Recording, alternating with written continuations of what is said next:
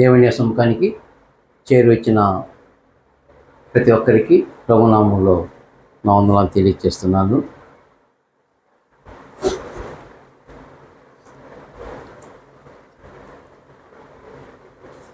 నువ్వు జీవించడానికి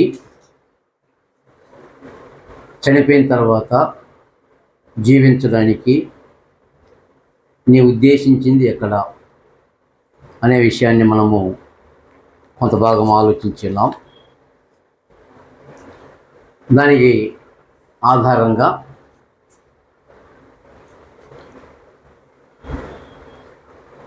ఈ భూమి మీద క్రీస్తు యేసులోనికి వచ్చిన తరువాత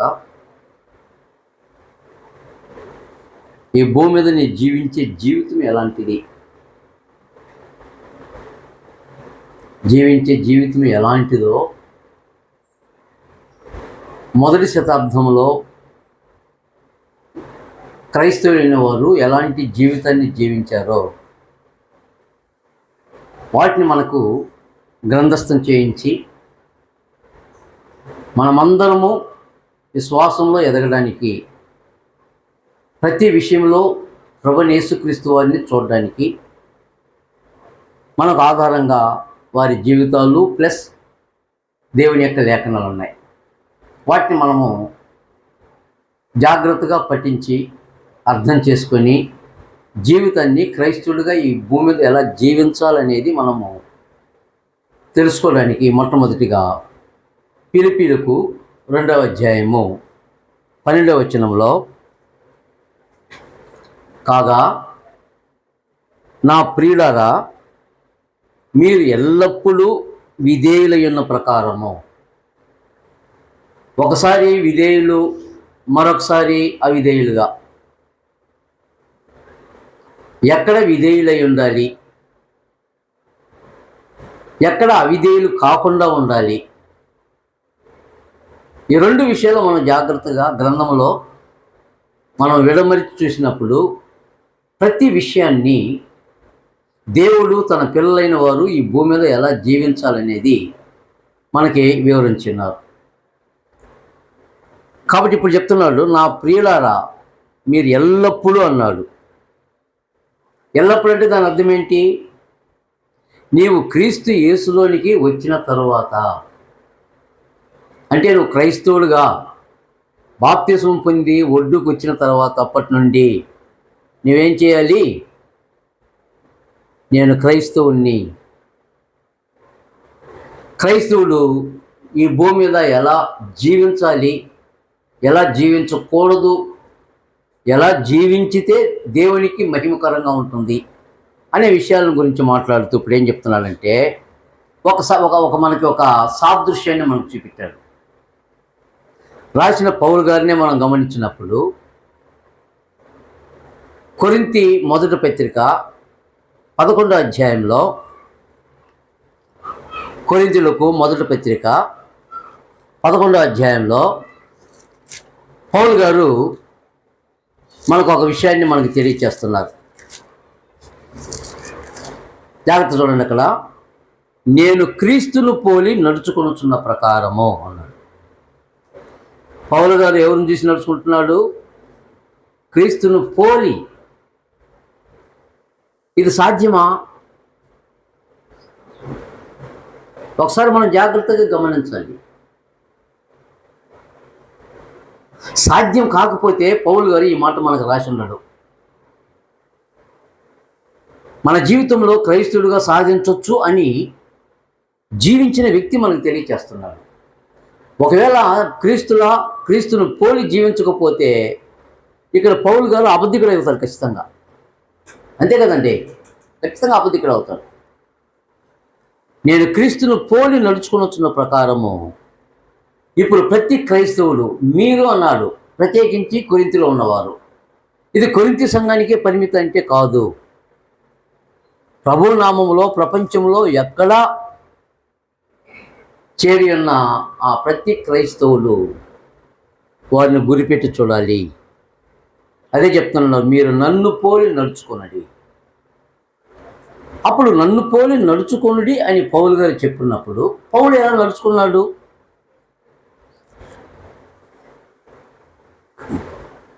పౌలు నేను క్రీస్తుని పోలి అన్నాడు. క్రీస్తుని పోలి నడవడం అంటే దాని అర్థం ఏంటి అన్నప్పుడు గలతీ పత్రిక 2వ అధ్యాయంలో గలతీలకు 2వ అధ్యాయంలో పౌలు గారు తెలియజేస్తూ ఒక మంచి విషయాన్ని తెలియజేస్తున్నాడు. జాగ్రత్తగా గమనించండి. అక్కడ గలతీలకు 2వ అధ్యాయము 2 విషయాలు అక్కడ మాట్లాడుతున్నాడు. అక్కడ 2 అనుభవాలు చెప్తున్నాడండి. అక్కడ 20వ వచనంలో గలతీయులకు 2:20లో నేను క్రీస్తుతో కూడా సిలువ వేయబడి ఉన్నాను. క్రీస్తు కూడా సిలువ వేయబడి ఉన్నానంటే పౌలు గారి యొక్క తాత్పర్యం ఏంటి? క్రీస్తు సిలువ వేయబడ్డాడు. క్రీస్తుతో పాటు దొంగలు వేయబడ్డారు, కానీ సిలువ పౌలు వేయబడ్డా? లేదే. మరి నేను క్రీస్తుతో పాటు అన్నాడే, క్రీస్తుతో కూడా సిలువ వేయబడి ఉన్నాను అంటున్నాడు ఏంటి అంటే క్రీస్తు సిలువ మీద చనిపోవడానికే ఎక్కాడు. అదేలాగున క్రీస్తులో ఎప్పుడైతే తాను పాపిని అని గ్రహించి తన పాపాన్ని క్రీస్తు యొక్క రక్తంలో పౌలు గారు కడుక్కున్న దినము నుండి నేను అనే విషయము పౌలు అనేవాడు చనిపోయాడు. పౌలు అనేవాడు చనిపోయాడు. అప్పుడు జీవించేది ఎవరు?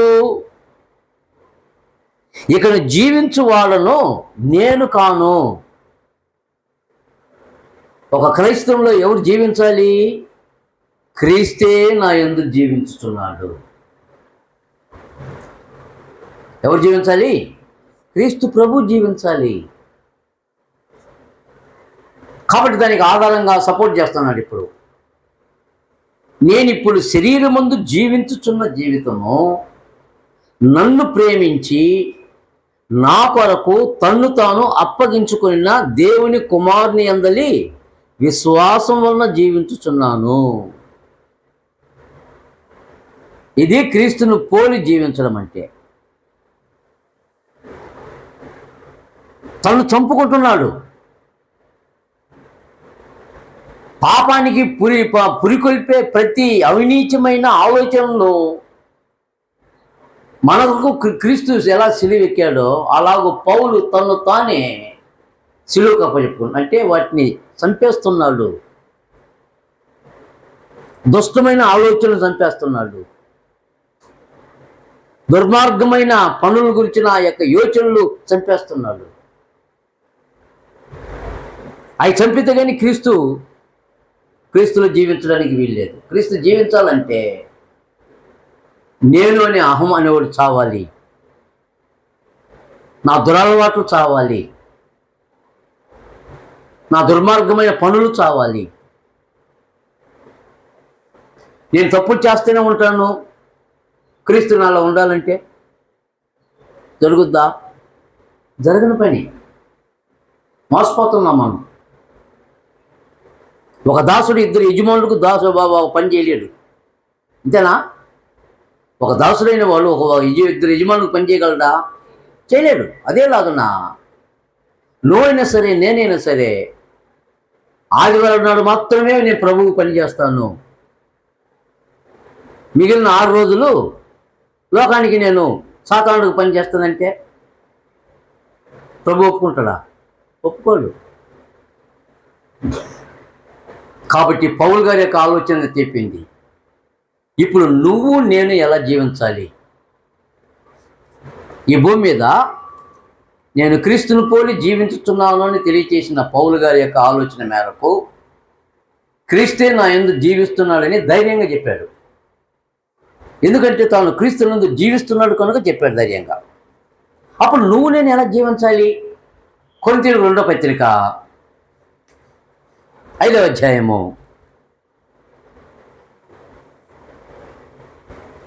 15వ వచనంలో నువ్వు నేను ఎలా జీవించాలో అనేది ఇప్పుడు మనకి తేటగా పౌలు గారే వివరిస్తున్నాడు. చూడండి, అక్కడ కొరింథీయులకు 2వ పత్రిక 5వ అధ్యాయము 15వ వచనం చెప్తున్నాడు.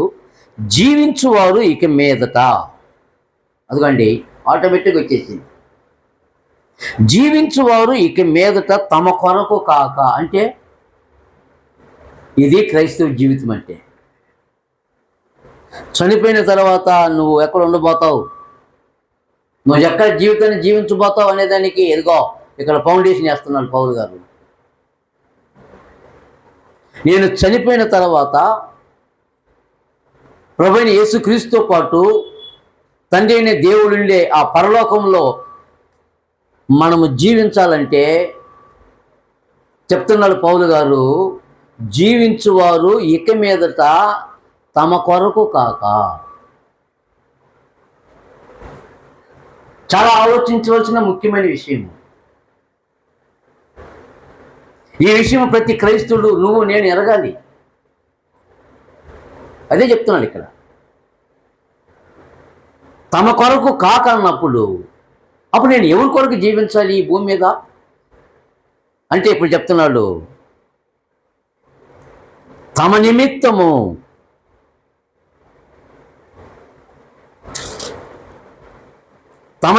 మృతి పొంది తిరిగి లేచిన వాని కొరకే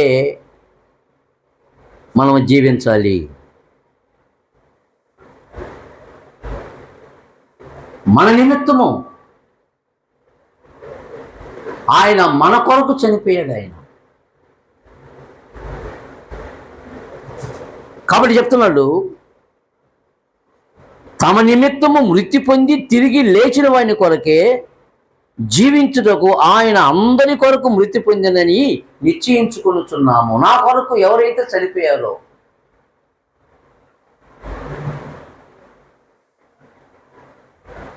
ఆయన చనిపోవడం వల్ల 3 లాభాలు కలిగాయి మనిషికి. ఎవరు?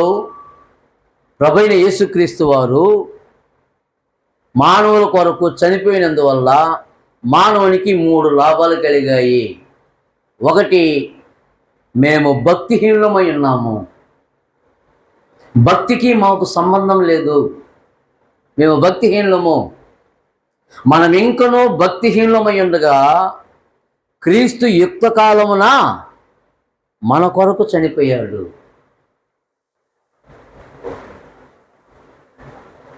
మంచోళ్ళ కొరకు ఎవరైనా ఒకరు చనిపోవచ్చు, వాళ్ళు మంచివాళ్ళు కాబట్టి అతని మరణము లేకుంటే అతనికి కలిగిన యొక్క ఇబ్బందిని బట్టి నేను తట్టుకోలేకపోయినా కనుక నేను చనిపోతాను అతని కొరకు అని చెప్పి అనేదానికి ఒక చిన్న ఆధారం ఉంటుంది. కానీ మనం భక్తిహీనం అయిపోతామే. ఏ భక్తిహీను కొరకు ఒక నీతిమంతుడు చనిపోతాడా? అసంభవం, జరగని పని అది. కానీ క్రీస్తు ప్రభు చనిపోయాడు. అది ఎప్పుడు? యుక్త కాలమున.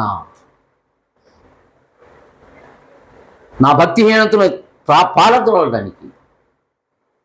ఇప్పుడు నేను చనిపోతే వాడు రక్షించబడగలడు అని ప్రభువైన యేసుక్రీస్తు వారు యుక్త కాలం అంటే తగిన కాలములో ఆయన చనిపోయి మనల్ని రక్షించాడు. ఒక మేలు. 2వ మేలు, మనము పాపులమై ఉండగా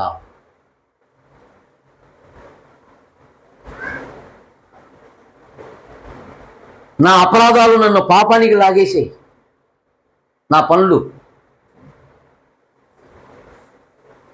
దేవునికి విరోధంగా ఆలోచనలు, దేవునికి విరోధమైన పనులు నేను ఎప్పుడైతే జరిగించానో ఆ పాపపు క్రియలు, పాపపు పనులు నన్ను సాతానుకు పట్టించి దేవునికి దూరం చేసింది.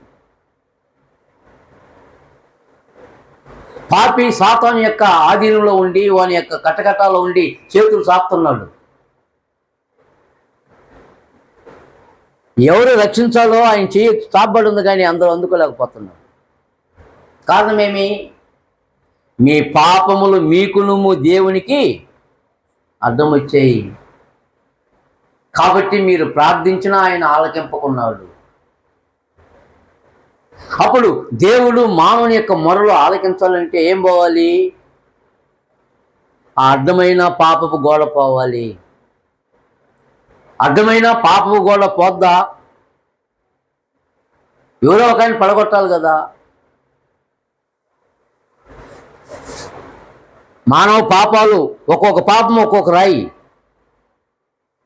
ప్రపంచంలో ఉండే మానవులందరూ పాపాలు చేసిన వాళ్ళే. అప్పుడు ఆ గోడ ఎంత పెద్దది?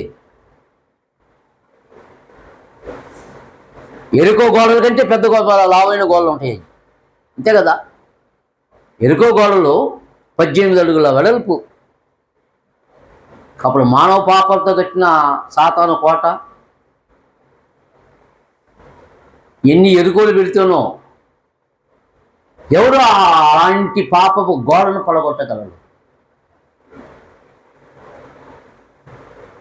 పాపము చేయనాయన, పాపము చేయనాయన మరణిస్తే ఆ పాపపు గోడ పడిపోద్ది, పాపులకు విముక్తి కలుగుద్ది.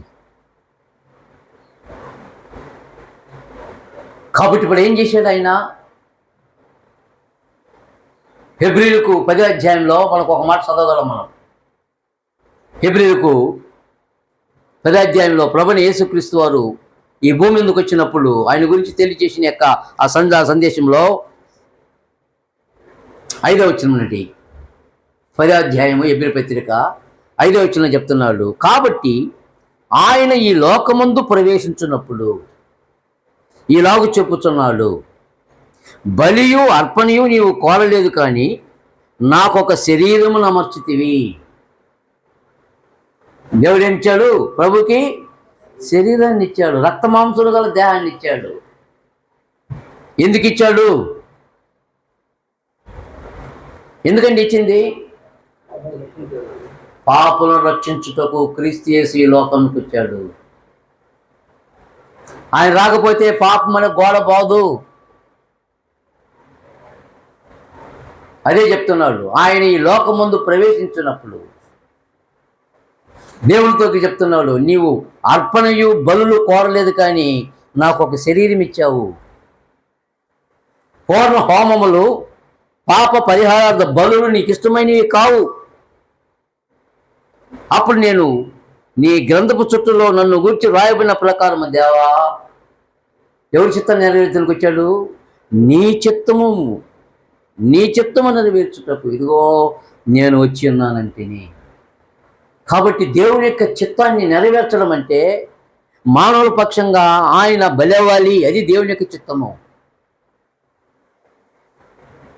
మనం పాపులమై ఉండగా క్రీస్తు మన కొరకు చనిపోయాడు.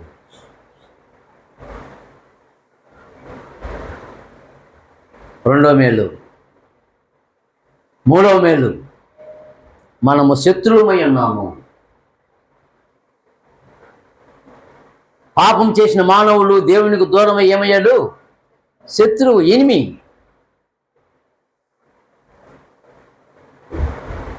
ఇద్దరు శత్రువులు కలిసి మాట్లాడుకుంటారా? మాట్లాడుకోరు. సమయం దొరికితే ఎవరు మోసపోతుందా, ఎవరినే చేద్దాం అనుకుంటారు ఒక్కొక్కరు. కానీ పరమ తండ్రి ప్రేమామయుడు కనుక మనము ఆయన ఎడల శత్రువుమై ఉండగా దేవుని యొక్క ప్రేమ, ఆయన దగ్గరికి పోండి, ఆయన సమాధానం చేస్తే నేను సమాధాన పడతా. కాబట్టి దేవమానవులను క్రీస్తు యొక్క రక్తము సమాధానపరిచింది, పాపపు గోడ నుండి అడ్డు నుండి తీసివేసింది, సాతాను యొక్క కోట నుండి విడిపించింది. ఇలాగూ విడిపించబడిన వారు, విముక్తులు, రక్షణ పొందినవారు, అలాగూ రక్షణ పొందినవారు భూమి మీద ఎట్లంటే అట్ట జీవించడానికి వీల్లేదు. కాబట్టి ఒక క్రైస్తవుడికి ఏం చేశాడంటే స్వాతంత్రం ఇచ్చాడా? క్రైస్తవునికి స్వాతంత్రం ఉందా లేదా? ఉంది. కానీ ఆ స్వాతంత్ర్యాన్ని నీ ఇష్టానుసారం ఉపయోగించుకోవద్దు. అది గలతీ పత్రిక 5వ అధ్యాయం 1వ వచనం చెప్తున్నాడు. ఈ స్వాతంత్ర్యము మీకు అనుగ్రహించి క్రీస్తు మిమ్ములను స్వతంత్రులుగా చేసి ఉన్నాడు. స్వతంత్రులుగా చేసి ఉన్నాడు కనుక మీరు ఆ స్వాతంత్ర్యాన్ని మరలా దాస్యమనే కాడి కింద చిక్కుకోకుండా, పాపం అనే దాస్యం కింద చిక్కుకోకుండా దాన్ని జాగ్రత్తగా ఉపయోగించుకోండి. అంటే జాగ్రత్తగా క్రైస్తవ జీవితాన్ని ఈ భూమి మీద జీవించండి. ఇది దేవుని యొక్క టార్గెట్లో ఆయన ప్లాన్. ఒక క్రైస్తవులుగా మనము దేవునికి చెందిన ప్రజగా, క్రీస్తు యొక్క శిష్యులుగా భూమి మీద ఎలాగంటే అలాగ మనం జీవించడానికి మనము పిలువబల్లా. జీవించువారు ఇక మీదట తమ కొరకు కాక, అప్పుడు తమ కొరకు కాకంటే నెక్స్ట్ ఏం చెప్పేశాడు, తమ నిమిత్తము మృతి పొందిన ప్రభు ఒక ఆయన ఉన్నాడు.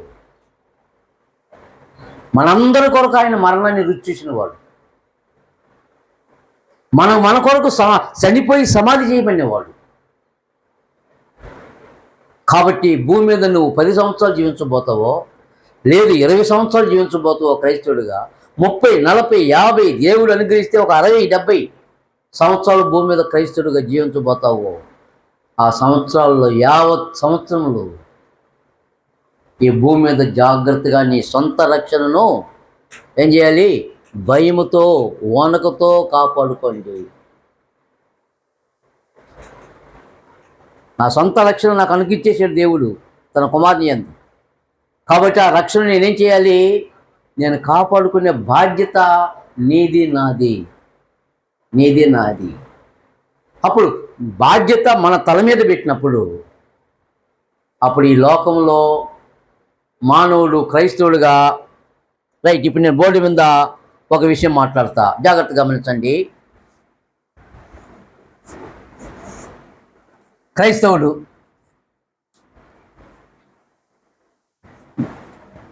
లోకస్తుడు.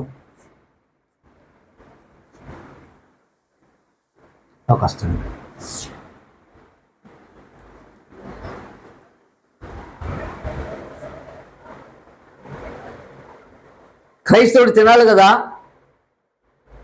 లోకస్తుడు వాడు తినాలి. క్రైస్తవుడు తినాలి, లోకస్తుడు తినాలి. ఎందుకంటే మనుషులు, భూమి మీద మనుషులుగా ఉన్నాం. కానీ మనం అనుసరించే ఆ యొక్క మార్గం అనేది మనల్ని ఇప్పుడు డివైడ్ చేసిందనమాట. క్రైస్తవుడు తినే విషయంలో సొంత కార్యాలు జరిగించుకునేటప్పుడు తినాలి. క్రైస్తవుడు తినేటప్పుడు ఎవరి కొరకు తింటున్నాడు? నిజంగా నేనేమనుకోలేను, మనం తినేదంతా ప్రభు కొరకేనా? ప్రభు అయితే మనం బొంకకూడదు.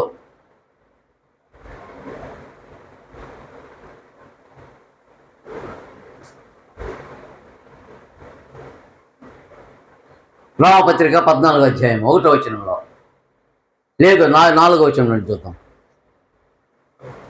రోమీలకు నేను చదువుతా. రోమీలకు 14వ అధ్యాయము ఏం చెప్తున్నాడు ఇక్కడ? జాగ్రత్త చూడండి. అక్కడ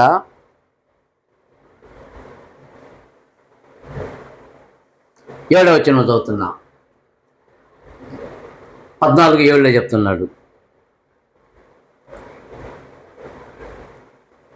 మనలో ఎవడును తన కోసమే బ్రతకడు. మనలో అంటే ఎవరు? మనలో అన్నాడు ఇక్కడ పౌలు గారు. ఎవరు వాళ్ళు మనలో అంటే? లోకస్తులుగా రాశాడు దీన్ని, క్రైస్తవులు రాశాడు. అప్పుడు మనలో అంటే క్రైస్తవుల్లో, ప్రతి క్రైస్తవుల్లో ఒక ఆలోచనలో ఏమండి మనలో అన్నప్పుడు, ఎవడు తన కోసమే బ్రతకడు, ఎవడు తన కోసమే చనిపోడు. మనము బ్రతికినను ప్రభు కోసమే బ్రతుకుతున్నాము, చనిపోయినను ప్రభు కోసమే చనిపోతున్నాము. కాబట్టి మనము బ్రతికినను చనిపోయినను ప్రభువారమై ఉన్నాము. నేను ప్రభువాన్ని అనే ఆ ఆలోచన మన అంతరంగంలో ముద్ర అయిపోయింది అనుకో. ఈ భూమి మీద నేను క్రీస్తు యేసులో బాప్తిసం పొందాను, నేను క్రైస్తవుడిని. కాబట్టి నువ్వు క్రైస్తవుడిగా భూమి మీద బాప్తిసం పొందిన ఆ మరుసటి క్షణం నుంచి భూమి మీదకి వచ్చినప్పుడు ప్రభువైన యేసుక్రీస్తు ఒడ్డుకు వచ్చాడా? వచ్చాడు. ఏమని సాక్ష్యం పొందాడు? ఇదిగో ఈయన నా ప్రియ కుమారుడు, ఈయన యందు నేను ఆనందిస్తున్నాను. కాబట్టి నీటి నుండి ఒడ్డుకొచ్చిన ప్రతి వ్యక్తి దేవుని కుమారుడు, దేవుని కుమార్తెలు. అప్పుడు దేవుని కుమారులు, దేవుని కుమార్తెలు నీటి నుండి వచ్చిన తర్వాత మనం ఈరోజు తింటున్నామంటే మన ఆకలి కొరకు తింటున్నామా, ప్రభు కొరకు తింటున్నామా?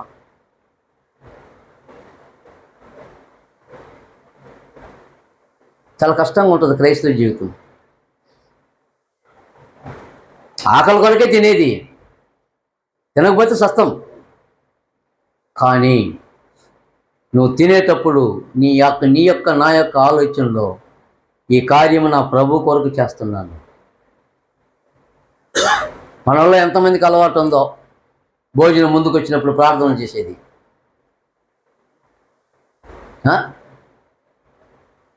వస్త్రంలో భోజనం చేస్తే కలుపుకొని తినడమే. పరలోకమందున్న మా తండ్రి, నీ నామము పరిశుద్ధపరచబడునుగాక, నీ రాజ్యం వచ్చునుగాక. పరలోకమందు నీ చిత్తము ఎలాగూ నెరవేర్చబడుతున్నదో అలాగూ భూమి మీద నెరవేరునుగాక. మా అనుదిన ఆహారమును మాకు దయచేయము.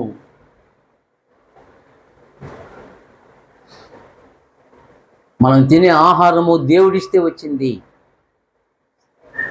మనం పీల్చే గాలి దేవుడిస్తే వచ్చింది. మనం తాగే నీరు మహోన్నతుడిస్తే వచ్చినాయి. మనం నిలవడానికి చోటు దేవుడిస్తే వచ్చింది. ఈ భూమిని నిర్మించేటప్పుడు మహోన్నతునికి ఆలోచన ఏంటి? భూమిని మానవుని కొరకు ఆయన సిద్ధపరిచి స్థిరపరిచాడు. మానవులకి ఏమేమి కావాలో తాను సుఖముగా మాన్యముగా బ్రతకాలి నా కుమారుడు, నా కుమార్తెలు. వాళ్ళు నన్ను తడులాడి కనుగొనాలి. నా చిత్తం మీద వాళ్ళు గ్రహించాలి. నా చిత్త ప్రకారం వారు ఈ భూమి మీద జీవించాలి. నన్ను తెలుసుకుని ఈ లోకయాత్రను ముగిస్తే వాళ్ళు దేవుని యొక్క రాజ్యాన్ని స్వతం తెలుసుకోబోయారు. అందుకని ఇక్కడ చెప్పినట్లుగా ఎవరును ప్రభు కోసము బ్రతకుడు, ప్రభు కోసము చనిపోడు. మనం చనిపోయినను బ్రతికినను ఎవరి కొరకు? ప్రభు కొరకనే విధానంలో ఉండాలి. అలాంటి విధానంలో మనం జీవితాన్ని మనం జీవిస్తేనే చనిపోయిన తర్వాత నేను ఎక్కడ ఉండబోతానో అక్కడ నా యొక్క నిర్ణయం ఉంటుంది. ఈ భూమి మీద నేను నా ఇష్టానుసారంగా జీవించి నేను పరలోకం కావాలంటే వస్తుందా? కళ్ళగంటే రాదు పరలోకము. జీవించు వారికి మీదట తమ కొరకు కాక అనే విషయం మర్చిపోకూడదు.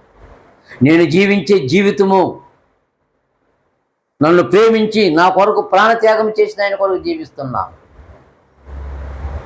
ఎలాంటి విధానంలో అట్లాంటి ఆలోచనలతో మనం జీవిస్తే ప్రభు కొరకు జీవిస్తున్నాం. నేను తినేది ప్రభు కొరకు, నేను త్రాగేది ప్రభు కొరకు.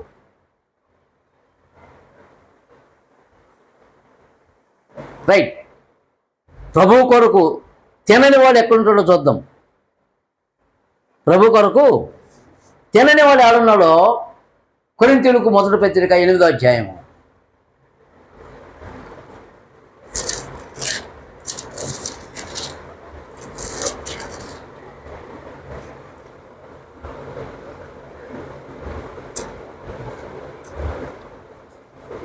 తొమ్మిదవ వచనంలో,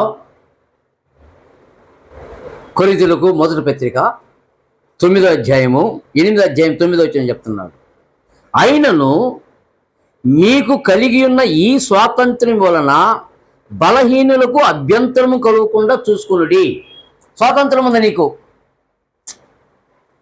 స్వాతంత్రం ఉందగా నీకు వయసు ఉంది. నువ్వు ఒక క్రీస్తులో ఒక 20 సంవత్సరాల నుంచి నువ్వు దేవుని యొక్క సంఘానికి, ప్రభు సంఘానికి వస్తున్నావు. పోయిన సంవత్సరం బాప్తిసం పొందినవాడు ఉన్నాడు, నిన్ను చూస్తున్నాడు.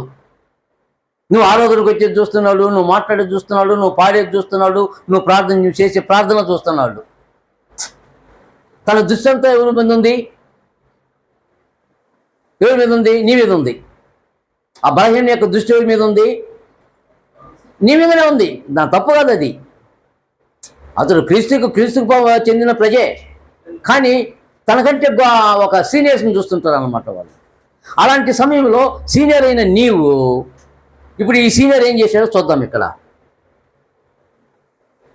ఆయనను 9 వచ్చిన కాదు, ఆయనను మీ కలిగి ఉన్న స్వాతంత్ర్యంను బలహీనులకు అభ్యంతరం కలుగకుండా చూసుకున్నది ఏలయనగా జ్ఞానము గల నీవు.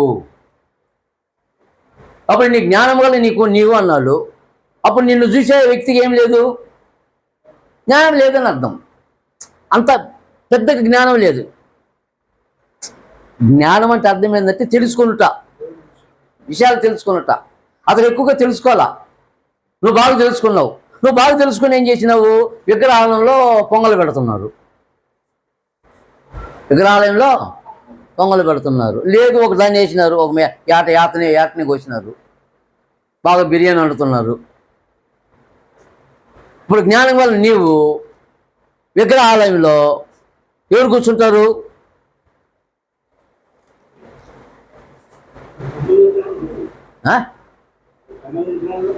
విగ్రహాలయంలో కూర్చుంటారు. అప్పుడు జ్ఞానము గల నీవు, ఏం జ్ఞానం ఉంది నీకు? లోకంలో విగ్రహము ఒట్టిదని జ్ఞానం నీకు తెలుసు. దేవుడే ఆరాధనకు పాత్రుడు అని నీకు తెలుసు. దేవుడు విగ్రహము కాడు అని తెలుసు. దేవునికి విగ్రహానికి పొందిక లేదు అని తెలుసు. కానీ అన్నీ తెలిసిన నువ్వు నీ స్వాతంత్ర్యం ఉందని చెప్పని తప్పేముంది తింటే అని విగ్రహాలయంలో కూర్చున్నావు అనుకో, తప్ప రైటా?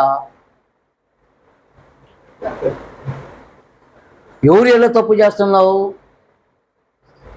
జ్ఞానము కలిగిన నీవు విగ్రహాలయంలో భోజన పంక్తిలో కూర్చుండగా జ్ఞానము లేని నీ ఒక సహోదరుడు నిన్ను చూసి తానును తినడానికి ధైర్యం తెచ్చుకున్నావు కదా.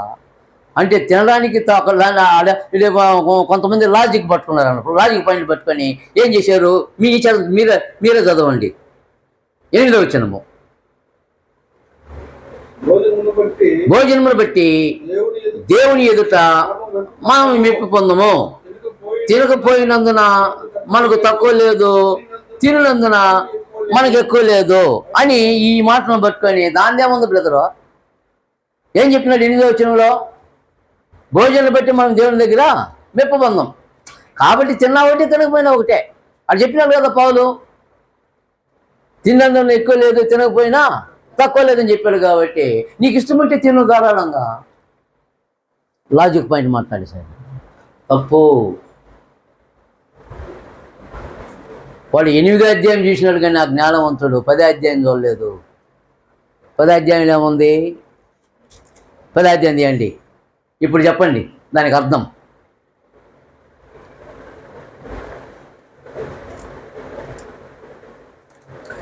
చూడండి, చదువుతా నేను. 10వ అధ్యాయం 18 వచ్చినది. శరీర ప్రకారమైన ఇశ్రాయేలును చూడుడి. ఉదాహరణ చెప్తున్నాడు పౌలు గారు. 10వ అధ్యాయము 18వ వచనము. శరీర ప్రకారమైన ఇశ్రాయేలును చూడుడి. బలి అర్పించిన వాటిని తినువారు బలిపీఠముతో పాలేవారు కారా? అంటే పాలేవారు అని అర్థం అన్నమాట. ఇక నేను చెప్పునిదేమి? విగ్రహార్పితములో ఏమైనా ఉన్నదని నేను,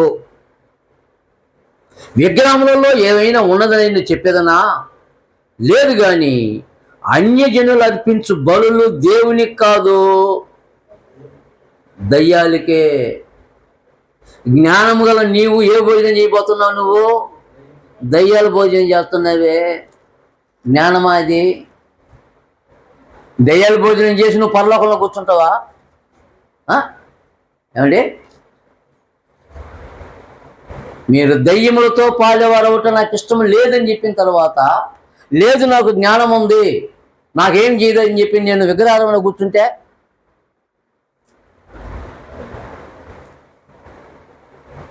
మనందరి కొరకు చనిపోయిన ఆయన ప్రభు ఉన్నాడు. ఆయన అవమానం చేస్తున్నావు. కాబట్టి నీ భోజన మూలముగా నీ సహోదరుడు దుఃఖించిన అవసరం లేదు. రోమాపత్రిక 14వ అధ్యాయము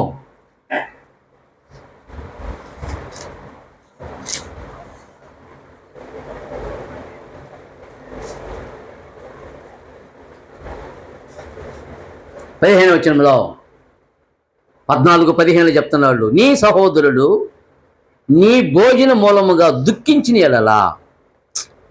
ఆయన చాలాసార్లు చెప్పిన బ్రదరు, ఆయన అదే తింటా ఉన్నాడు. ఆయన చాలాసార్లు చూసిన ఆయన సిగరెట్లు లాగుతూనే ఉంటాడు బ్రదర్ అన్నాడు అనుకో ఒక చిన్న సహోదరుడు.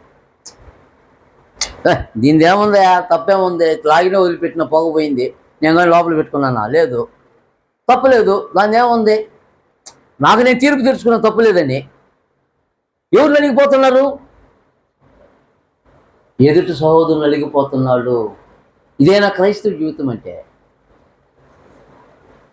క్రీస్తు నీ కొరకు నా కొరకు అందరి కొరకు చనిపోయాడు కదా, మరి ఆయన మనసు ఏది? క్రీస్తు యేసు కలిగిన ఈ మనసు మీరును కలిగి ఉండడని అని చెప్పడంలో పౌలు గారి యొక్క ఉద్దేశం ఏంటి? నేను ఒక్కనే క్రీస్తు మనసు కలిగి ఉంటే అది నీకొద్దా? సరే, నీకొక్కడు ఉంటే ఆయనకొద్దా? అందరికి కావాలి క్రీస్తు మనసు. ఆ తగ్గింపు అందరికి కావాలి. దేవుని సంతోషపరిచే విధానం అందరూ చేయాలి. కానీ నువ్వు తినే తిండి వల్ల, నువ్వు చేసే కార్యాల వల్ల, నువ్వు మాట్లాడే మాటల వల్ల నీ సన్నగిలిన సహోదరుడు దుఃఖించాడు అనుకోని, దుఃఖపడుతున్నాడు, బాధపడుతున్నాడు. అప్పుడు ఏం మేలు చేస్తున్నావు? ఏం మేలు చేసినావు? ప్రభు మేలు చేయలేదా? మనందరూ నాశనం కావాలనే ప్రభు భూమి మీదకి వచ్చింది కాదు, నశించిన దాన్ని వెదికి రక్షించడానికి వచ్చాడు ఆయన. మరి ఆయన మనసు ఏది? ఇలాంటి జీవితం జీవిస్తే నువ్వు ఎక్కడ పరలోకానికి వెళ్తావు? చనిపోయిన తర్వాత నువ్వు ఉండబోయేది ఎక్కడా?